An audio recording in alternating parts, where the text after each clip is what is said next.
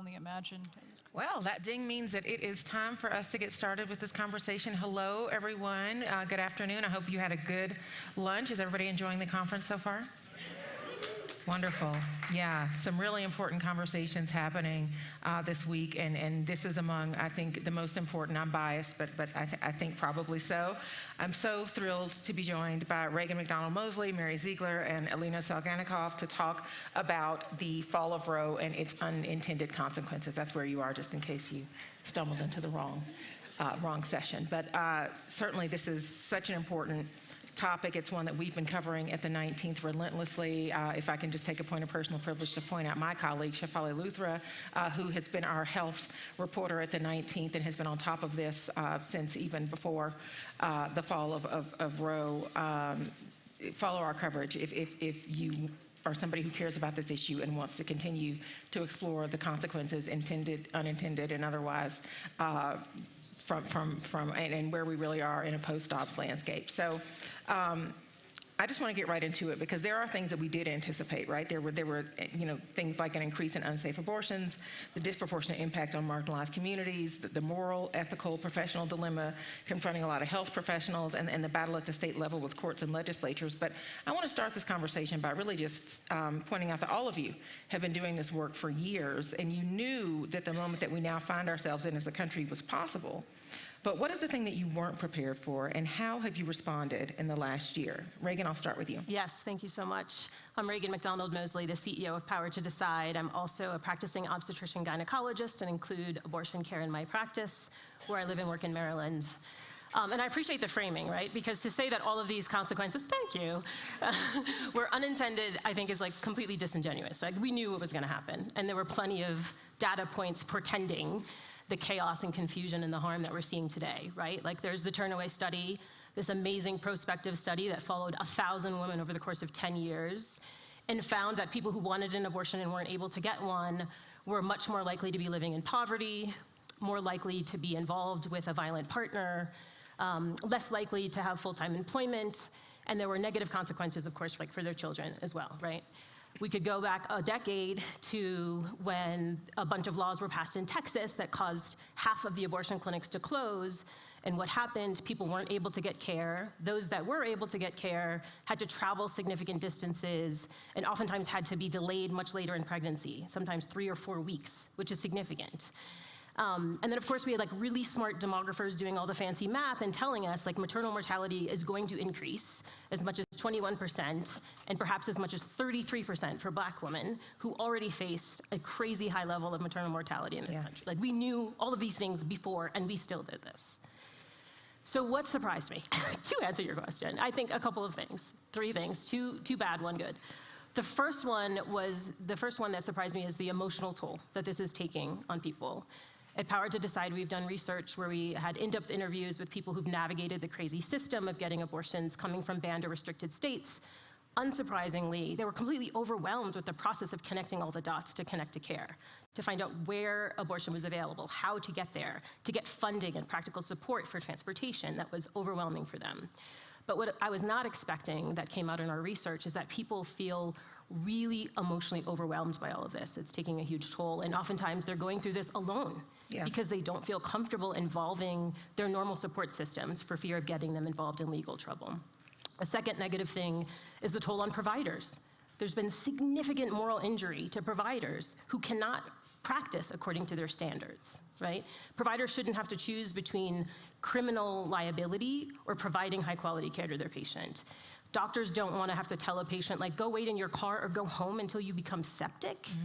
But that's exactly what's happening, right? And that's not good practice, that's not good medicine, and of course is going to lead to higher rates of maternal mortality. Okay, so the one positive thing I will say, because it's been a lot of doom and gloom, but it's nice to find moments of hope, I would say, is the very rapid and adoption of telemedication abortion. Like, doctors, like, we're slow to adopt anything new. We want like 10 studies, really like 100 studies saying like it's safe. But between what happened with the pandemic and then everything happening with post-Dobbs, now there's been such increased access to medication abortion, specifically with telehealth. Now, this isn't a solution for everything, right? Because all those states where abortion is banned, so is telemedicine. But it is helping to increase access and to decrease the burden on the brick and mortar health centers that are struggling to meet the demand of patients from coming out of state. So that has been surprising. If you had told me as an abortion provider 5 years ago that we would be doing telehealth without patients coming to the health center, without ultrasounds and all these interventions, I would have said, you're crazy. But it's happening and it's increasing. In fact, the Society of Family Planning data that just came out last week has shown that there's been an 85% increase in the 9 months after DOB in telemedication abortion compared to the 2 months before. So. Reagan, you're making such a good point. The unintended consequences are not just the bad ones. There are also some unintended consequences that were good ones. Mary, what would you add to that? I think my good and bad are interrelated. I think my biggest surprise was sort of the form that resistance to Dobbs took. So historically, I would have expected, and people ask me this, like reporters from Europe are like, where are the people on the streets? You know, in France, we raised the retirement age by 2 years and people light things on fire. And in the United States, the Supreme Court destroys your rights and nobody does anything. Like, what's going on? And in some ways, that's true. People are not rioting in the streets. But the resistance, I think, took more the form of voting. I was surprised by the Kansas ballot initiative. I was shocked by the Kentucky ballot initiative. Abortion rights and ballot initiatives to date are 6 for 6, which is surprising because those ballot initiatives were taking place not just in places like California or Vermont, where we would expect to see a certain kind of outcome, but in places like Montana, Kentucky, and Kansas as well. So I think, and that defied conventional wisdom, which for years had been that there was a majority in favor of abortion rights in the United States, but a majority that largely never prioritized reproductive justice issues, right? Essentially that when it came down to it, voters would care primarily about the economy, or they would care primarily about something else. And that was even, I'm sure many of you remember, the conventional wisdom before the 2022 election. So I was pleasantly surprised by that.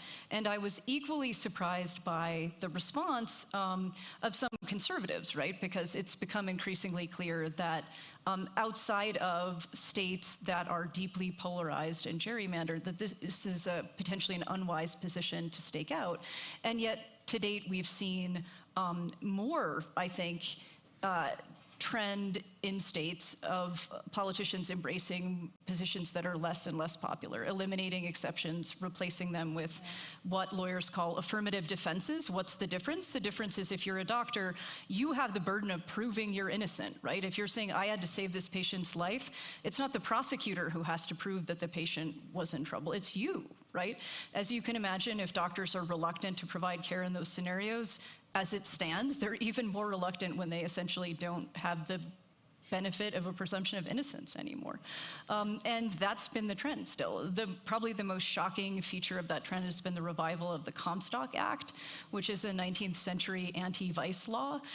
Something like the Comstock Act would have been political poison for someone who's opposed to abortion for years because it was literally a sexual purity law. And the fact that that's been one of the banners we've seen flown by conservative attorneys general talking to Walgreens and CVS, lawyers in court, politicians, says that the kind of ordinary political rules of abortion, I think, have changed in fundamental ways since Dobbs came down.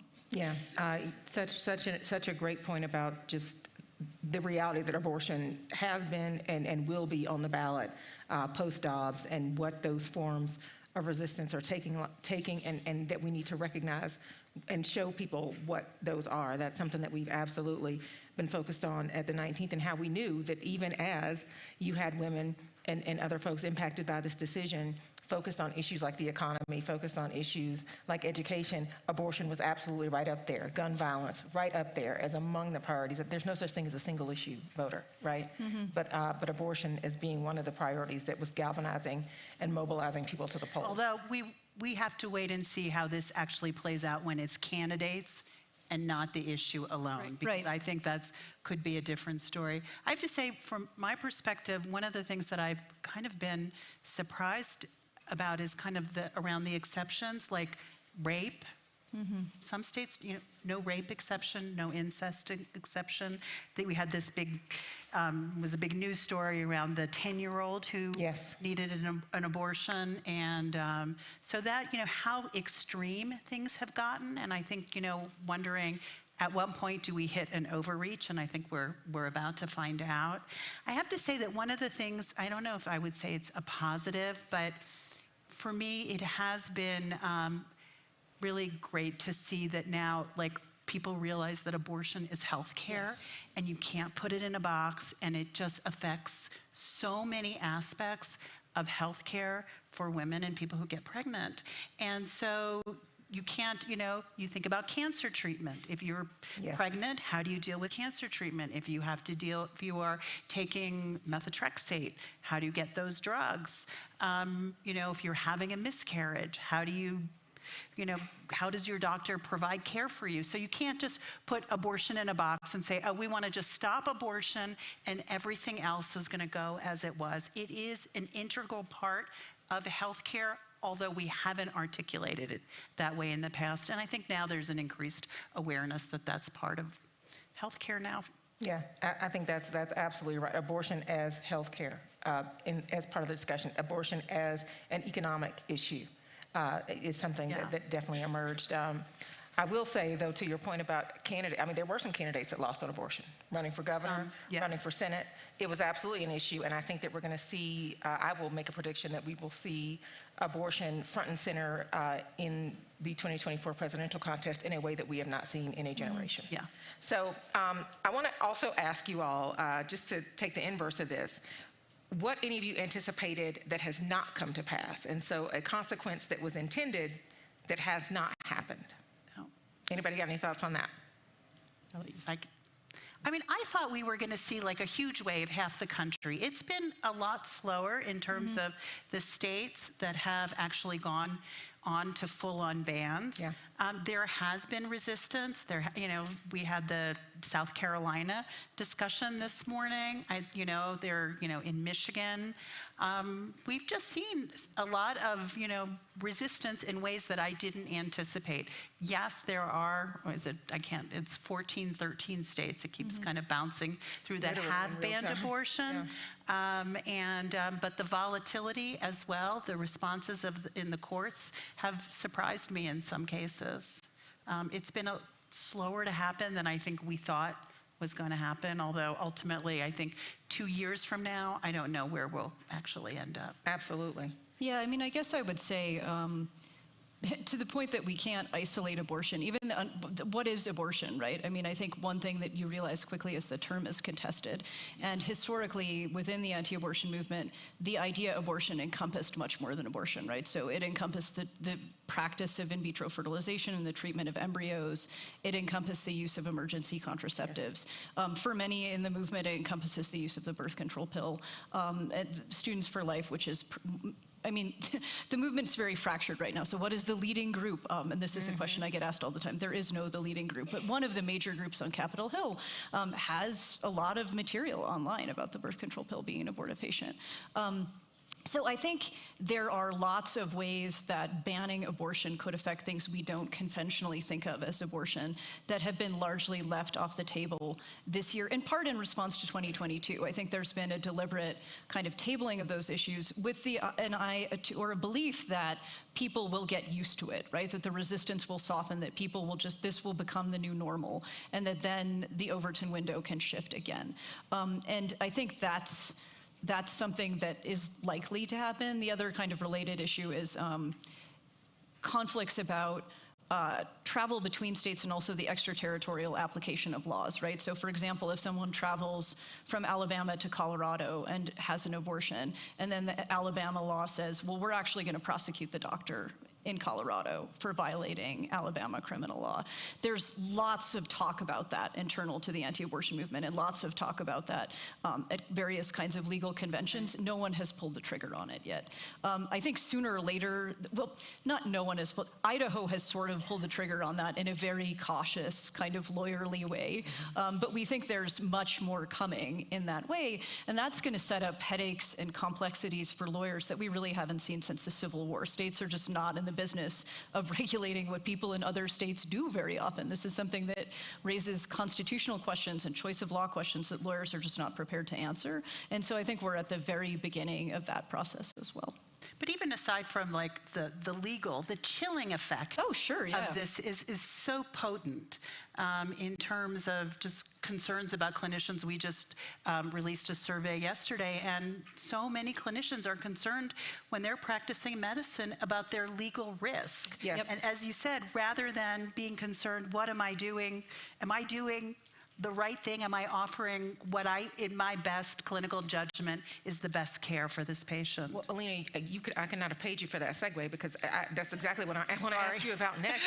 I mean, seriously, the impact that people may not be aware of to the medical profession, particularly to the pipeline, right? How is this affecting how and where and if people are practicing reproductive care now? I mean, Shafali just wrote a story about the impact in Texas, for example. Well, I think we're seeing it. I mean, I think we're going to see what's going to happen with residents. We're seeing already OBGYNs leaving states and places where there are already maternity care deserts, so that you don't have a maternity hospital in your area. And a lot of those maternity deserts are in rural communities, and a lot of them are in states that ban abortion. Clinicians don't want to practice. I don't know, Raegan, you probably have. Yeah, I think it's kind of too early to tell, Yeah. right? Like, we're seeing a lot of impacts, particularly on emergency medicine doctors after the pandemic. Like, they're burned out, they're checking out, they're doing other things. I think it's a little bit too early to tell, specifically for OBGYNs, recognizing that there are also other providers that provide abortions. But in the last match cycle, which just happened this March, OBGYN specialty still ranked really highly. It was like next to plastic surgery, whatever, 90%. But in banned states, there was a 10% increase in the number of applicants to those states, right? And I can tell you from talking to colleagues who lead these programs that they're really stressed about it. And they know that they're not going to be able to provide adequate abortion care, which is a requirement for them to have a training program for all of their residents. Like, there's just not going to be enough training programs for everyone across the country, which is going to exacerbate the problem of the graying abortion provider. Yes, I'm one of them now. Thank God for hair color. I can pretend like I'm not. But abortion providers, we're getting older. Yeah. There are fewer of us around. And so this is going to have generational impacts, right, on availability of abortion, because there just aren't going to be people, even if, 5 years from now this was all undone. There aren't going to be enough providers who are adequately trained to do that work. And to that point, we just, in our survey, 18% of office-based OBGYNs offer abortion services. And what we've done with abortion is, we've kind of segregated it into Completely. like abortion clinics, and that's where the vast majority of abortions used to occur. And so we have, we haven't distributed in a way that we have, for example, all clinicians, OBGYNs provide contraceptive services, provide miscarriage management services. Abortion is put in a separate area. Yeah, we've completely marginalized Yes. and relegated abortion provision to other places. Yeah. The whole healthcare system has done that, and that has been happening for a very long period of time, and that's what made abortion providers easier to target. Yeah. Which started with these targeted restrictions and now these full-on Yeah, bans. what it meant to not talk about abortion as healthcare for so long. Well, obviously, abortion, we're here at Aspen Health. It is a health issue, but it has also been politicized, and there are the politics of this. Mary, I want to ask you about one unintended consequence that I've heard about in my reporting, and that's just how this decision has impacted America's standing in the world, particularly in terms of gender and freedom. Is this something that you're seeing too? Why does this matter? And if it is happening, is it too late for us to change that? Yeah, I mean, it has affected, I think, especially forms of sort of U.S. soft constitutional power, right? So one of the striking things is how often in other jurisdictions, constitutional rulings, Roe v. Wade appeared.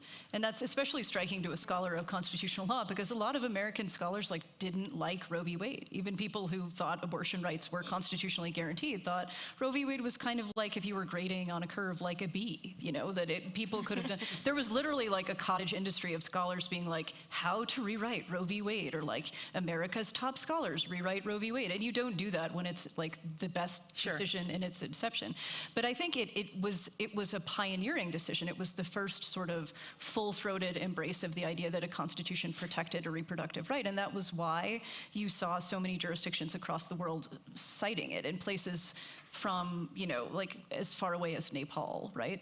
And I think conversely, at the time the US Supreme Court reversed Roe, it was at a time when the rest of the world was much more obviously moving in the opposite direction, right? So we were seeing decisions in Kenya that were expanding access to abortion. In South Korea, we were seeing similar legislative changes in Central and South America. And yet the United States was moving in the other direction and doing it in a way, I think, that the way it happened, I think, was damaging as well, right? The idea that we're going to anchor all of our rights to a moment in history, well, to an understanding of history that historians reject, and a moment in history when women couldn't vote. That's, in a nutshell, what Dobbs did. And that, I think, was pretty mind-blowing to jurists and lawyers and health professionals in other countries as well. So I think the upshot has been essentially that the US Supreme Court, as a sort of intellectual force in the rest of the world, is no longer respected the way it once was. Although I think it's probably fair to say the US Supreme Court as an intellectual force is no longer respected in the United States at the moment as much as it once was. I do think that can change. I think we've seen reversals in the way the US's standing in the world has been regarded when different presidents are in office, for example. But I think constitutional law is sticky in unique ways. It's hard to change constitutional decisions. So people ask me, you know, as a historian, do I think Dobbs will be overturned? And I think so. It's unusual in history to have a decision this out of step with the American people on an issue this major stick around long term. But constitutional law changes even more slowly than medicine. So it may be in my lifetime, but I will probably be very old when it happens. Yeah. And that kind of damage, like decades worth of damage, will be hard to reverse. Well, I want to ask about another issue that we've focused on a lot at the 19th, and that's the impact of the Dobbs decision on LGBTQ people whose access to reproductive care has been threatened and in some cases lost as a result of Dobbs. So I wonder if any of you consider this an unintended consequence of a post-Roe society. Alina? No. I mean, I think that, you know, sexual minorities have been marginalized. And I think that, you know, Dobbs is, I mean, I think that the people who want to ban abortion they're fine with whoever can't get it. So I don't know that it's an unintended consequence. I think that it was not even a consideration for them, but I think it's almost like a cherry on top, honestly. Yeah. So, but I think it's, you know, it's a very real issue that we, I think, you know, as a field have to think about. How do we make sure that all of those who are seeking and need abortion services get the care that, you know, the quality of care that they seek and they deserve? Yeah. And we've really been set back by that. Yeah, and I think it's just important to, for a minute, for this room, for folks here to sit with, like, who's uniquely impacted by these decisions, right? In ways that the LGBTQ community already has sort of had inadequate access to reproductive health services. That's getting worse. We know that 7 in 10 Black women live in states with bans and restrictions, excuse me, so we know that they're more disproportionately impacted, right, by these decisions. We know people with lower incomes, people who don't have documentation, people with disabilities who may not be able to travel out of state. Like, these are all people who are disproportionately impacted by these bans and restrictions. And these are already communities that are struggling to make ends meet and are already facing systemic barriers. Absolutely. I don't think it was unintended either. Yeah, because the history and tradition argument, right? I mean, there's a through line from Dobbs to same-sex marriage to same-sex intimacy to contraception. Because if the way we do constitutional rights is what did we do in 1868, you can't make like a plausible historical argument that there was a right to contraception in 1868 because it was precisely then that we were criminalizing it.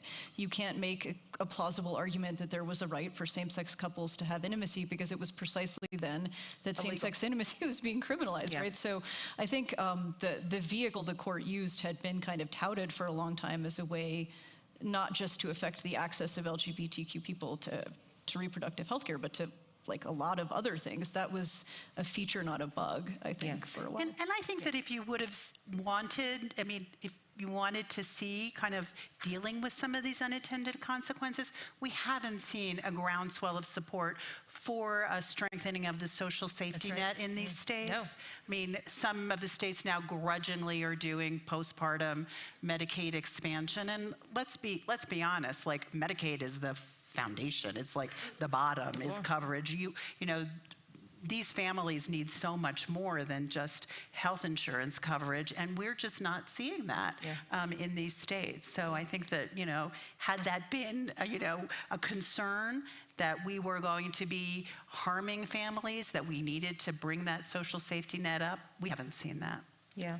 Raegan, you brought up the disability community. I want to talk about the unintended consequences for them in terms of their access to medications that they need.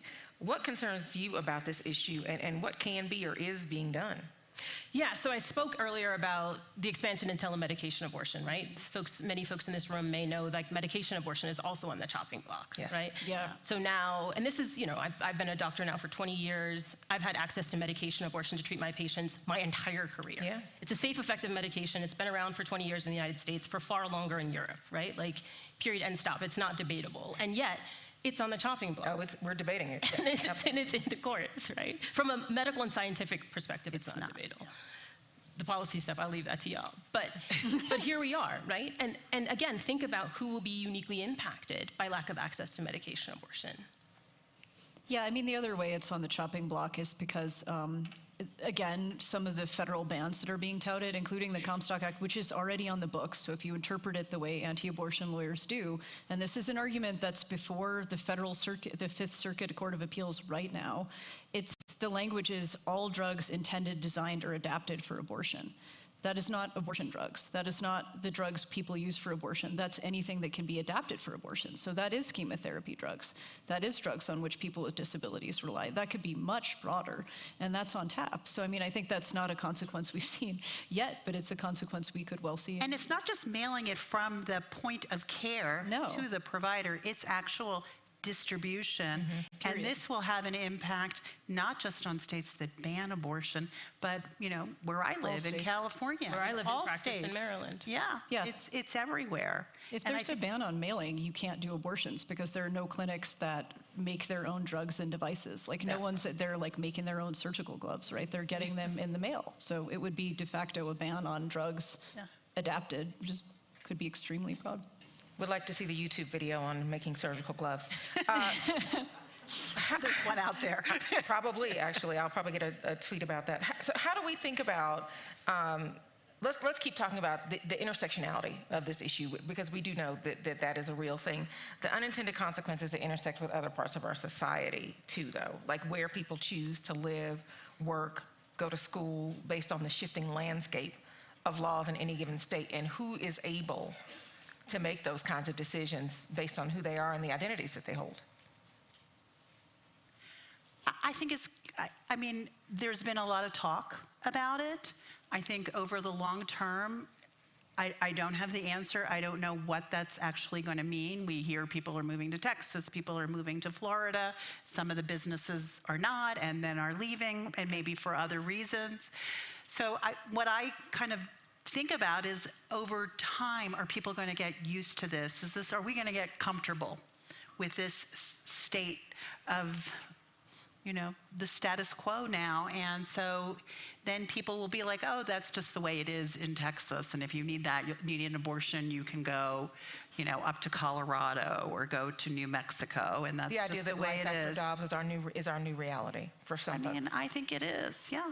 It's a privilege thing, right? Yeah. I mean, so I used to work in Florida. It became very hard to be a legal historian of what I am in Florida, and I left. But not everybody could just be like, oh, I'll just go get a job. I mean, so we've already seen the effects of this have disproportionately, as Raegan said, fallen on people who have the least. And I think we are likely to see, migration for this, but it's likely to exacerbate the inequalities we already see.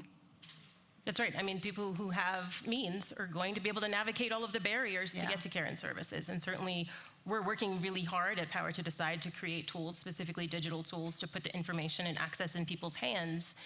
But it's still, far too many people aren't able to connect the dots. Again, the Society of Family Planning research that was just updated last week showed that over 25,000 additional people were not able to get care, that there were 25,000 fewer abortions in the 9 months post-Dobbs compared to before.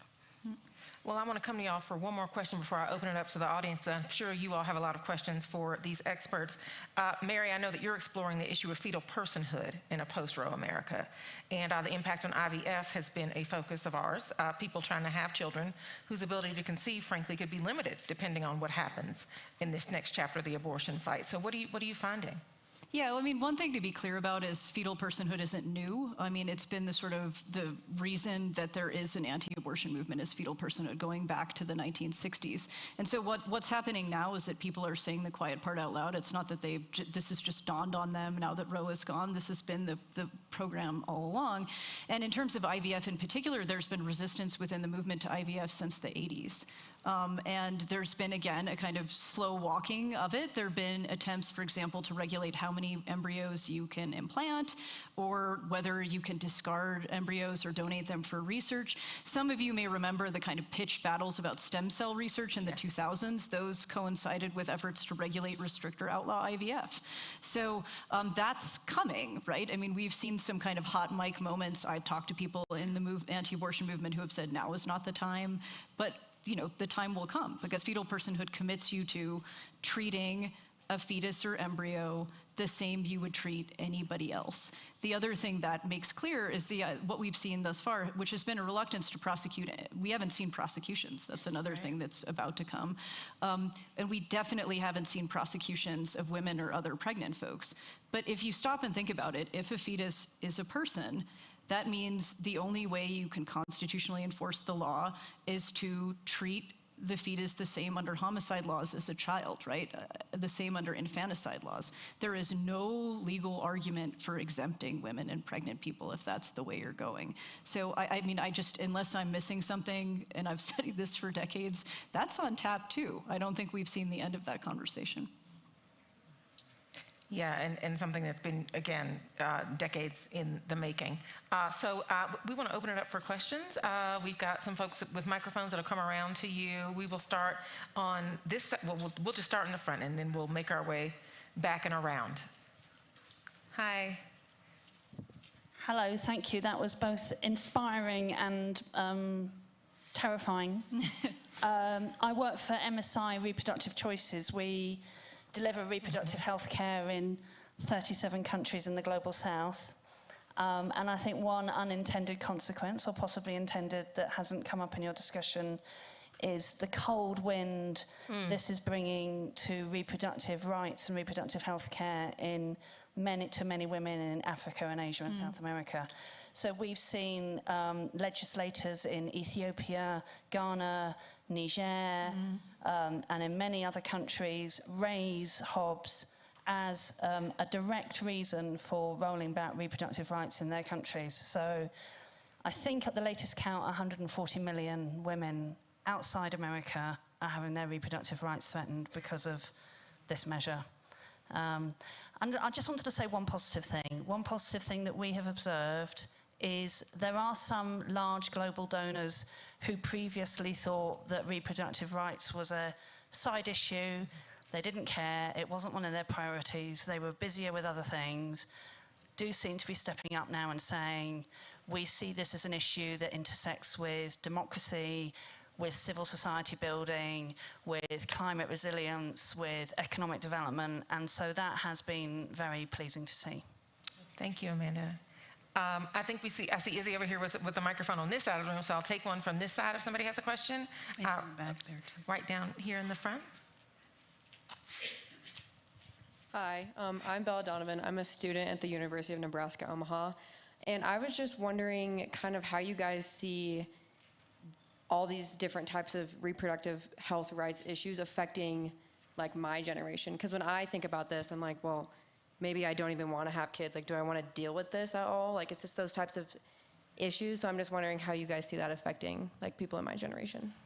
Yeah, I mean, from a moment that the Dobbs decision came out, I can tell you that like on our platforms, we were already seeing increases to some of our sites specifically around contraception, IUDs, sterilization, and vasectomy. There is male birth control out there. That part.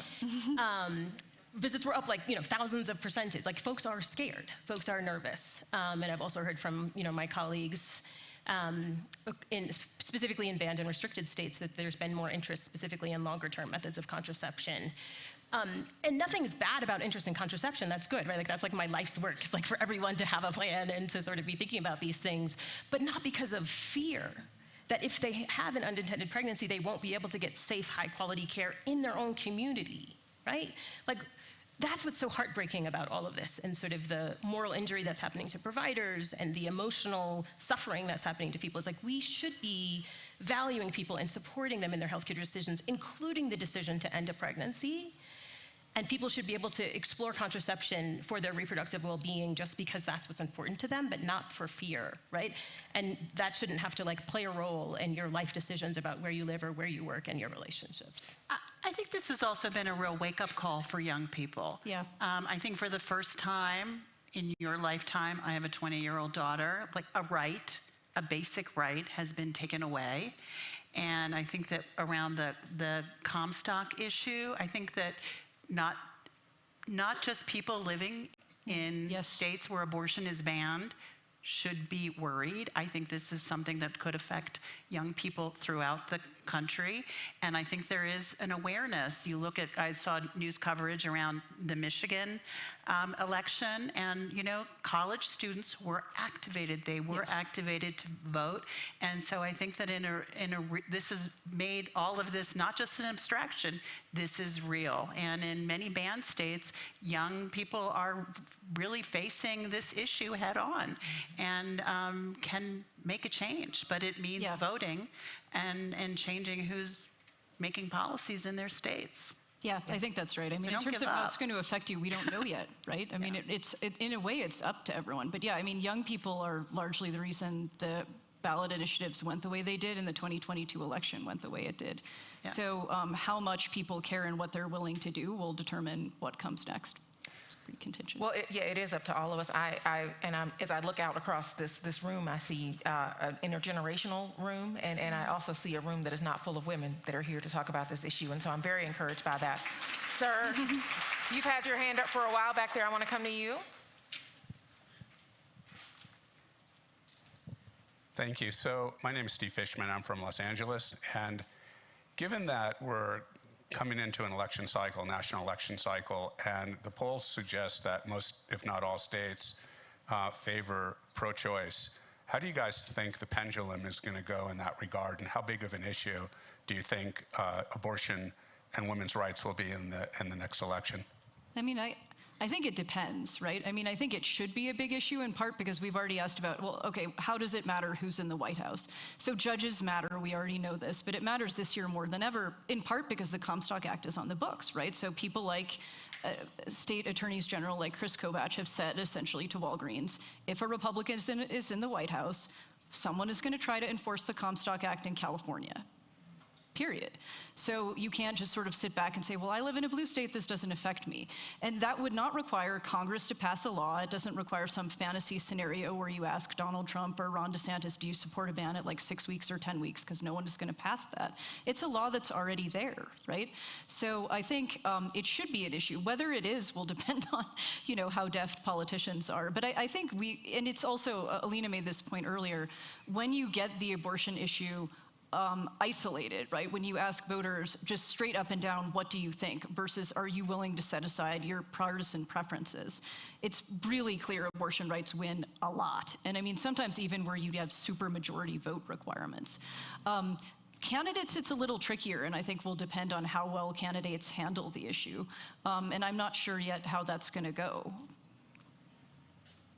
Yeah, I mean, I think it's an open question, and I think a lot of it has to do with voting rights, of course. It's campaign finance. Can people who want to vote? Gerrymandering, all of those issues are just inextricably connected to abortion access and how it will play out in the election. And money in politics too, and how that plays into the messaging game. Let's come over here. Yes, you, sir. I wonder if you have any perspective on the prospect for challenges to these restrictions or bans based on violations of the Establishment Clause.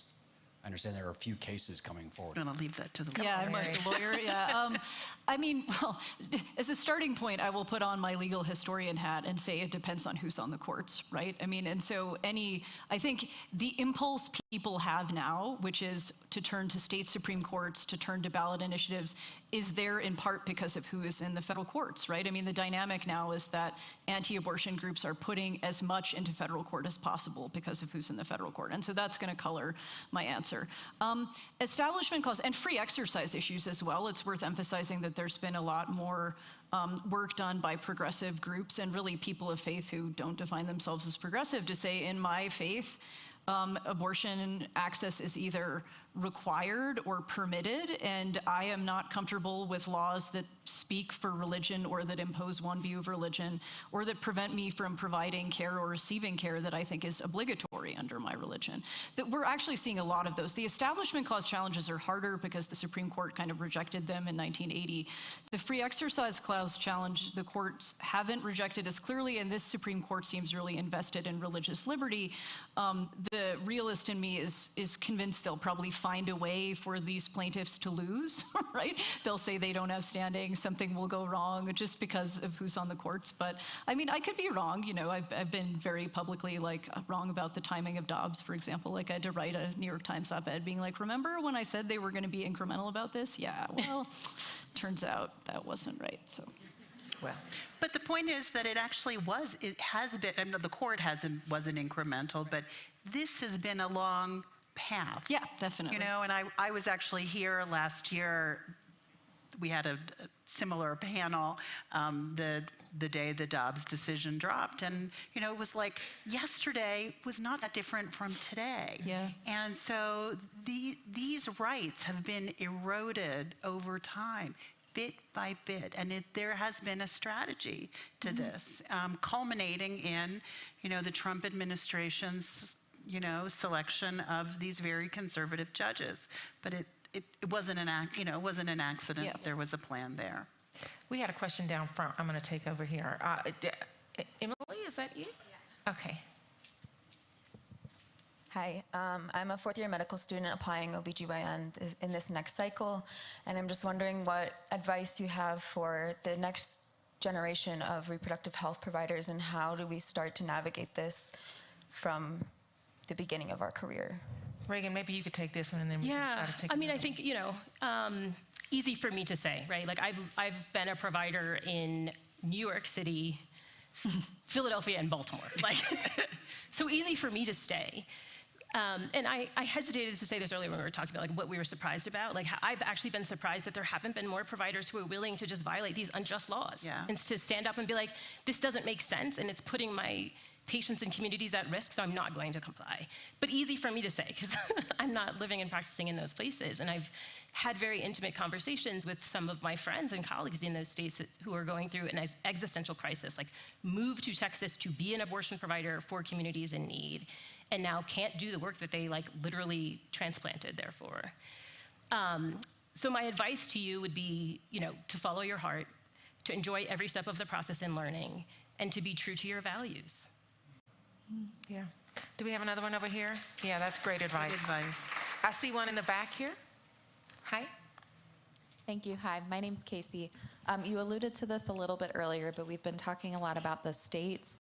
And I know that politicians at the federal level and Congress have said both for and against that, you know, should they have the ability to do so, that they would codify the right to abortion at the federal level or ban at the federal level. So just wanted to know your perspective on how likely that is to happen and whether that would move the needle in any direction.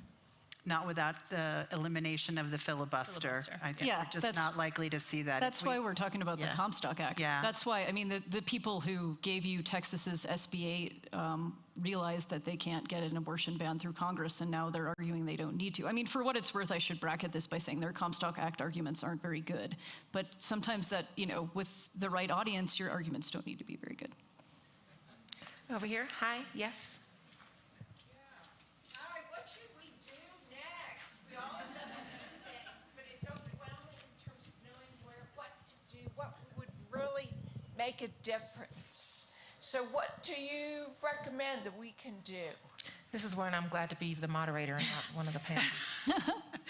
Don't accept this as normal. Like literally my heart sank when Alina was like, you know, this is just gonna be our new normal, where we're just like, oh, people who live in Texas have to go to New Mexico. And I was just like, no. Like we have to not accept this as normal and keep fighting and not normalizing this. I challenge each and every one of you to interrogate your values around abortion. My thesis is that like the reason why we're in this moment is, you know, abortion stigma. And we all carry some of that. And there's lots of reasons, right? And so I think we have to, where we can, in conversations with loved ones, in conversations with colleagues, in spaces like this, just push back against abortion stigma, right? And recognize abortion as healthcare. We all benefit from access to abortion. It's important. And that is work that we can all be doing.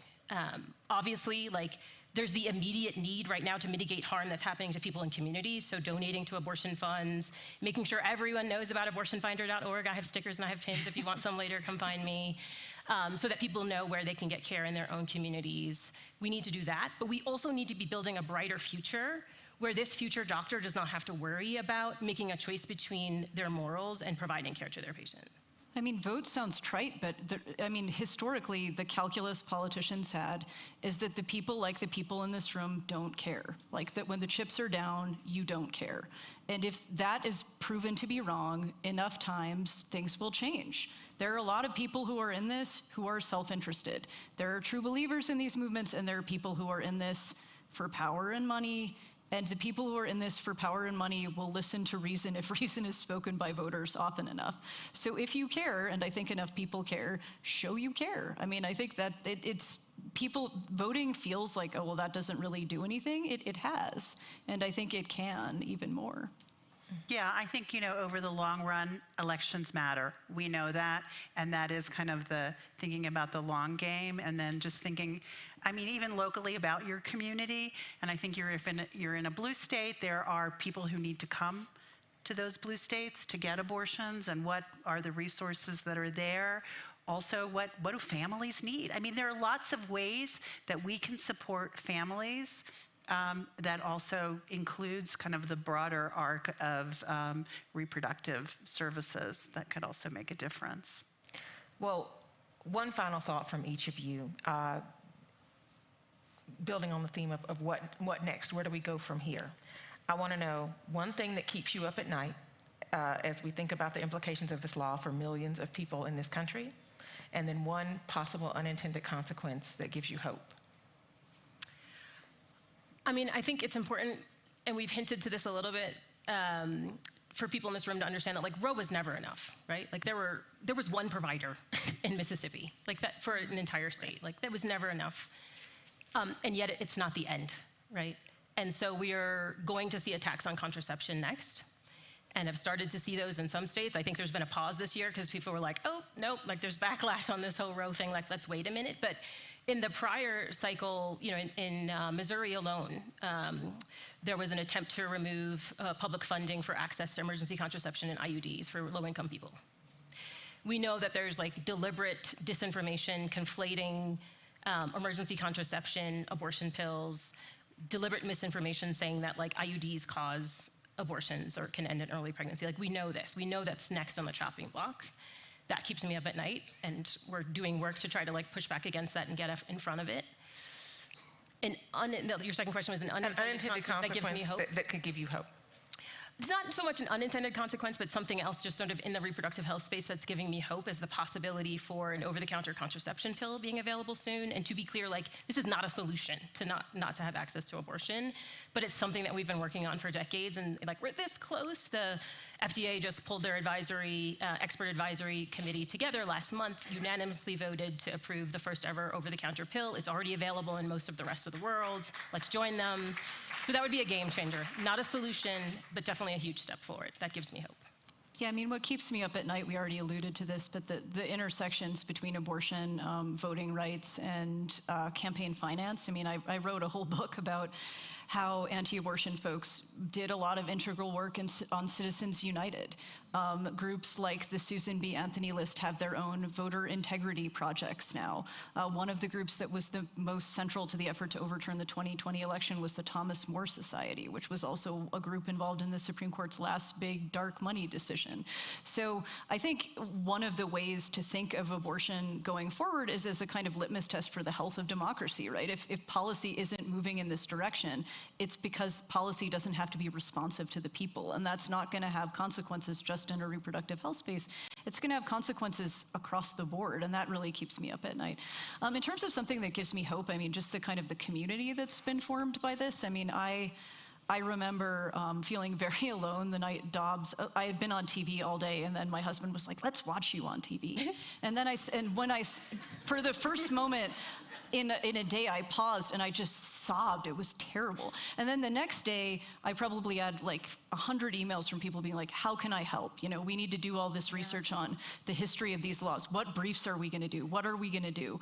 And these were, I didn't know any of these people. Like, this still happens a lot. And so I think the kind of experience we're having now, because the conventional wisdom, and people would tell me this, I remember people telling me like, what are you gonna do now? Because it's over. Like, what are you gonna write about? Yeah. And I remember people saying things like, you know, the 2022 election, like, it's not gonna matter. Nobody cares. And so I think that being proven wrong is really heartening, and that's kind of what keeps me going. Last word to you, Alina. Yeah, I've done a lot of these talks, and they're like really depressing. So I really like, I want to say that I'm just going to say something positive, because we all know what keeps us up at night. But I would say that like the level of engagement on this issue and awareness, and people who didn't really, like, you couldn't get them in a room like, oh my God, here she comes. She's going to be talking about vaginas. Oh my God. You know, now they're like, oh, what can we do? Tell me about this. Tell us about what's happening with contraception. People want to know. People in my social circle who haven't always been interested in this issue. There is a new level of awareness and engagement on the importance of this issue to people across the country, and I think that's really a very positive development. Yeah. So I'll stop there. Well, thank the three of you for showing up. Thank all of you for showing up for this conversation. We really appreciate it. Thank you.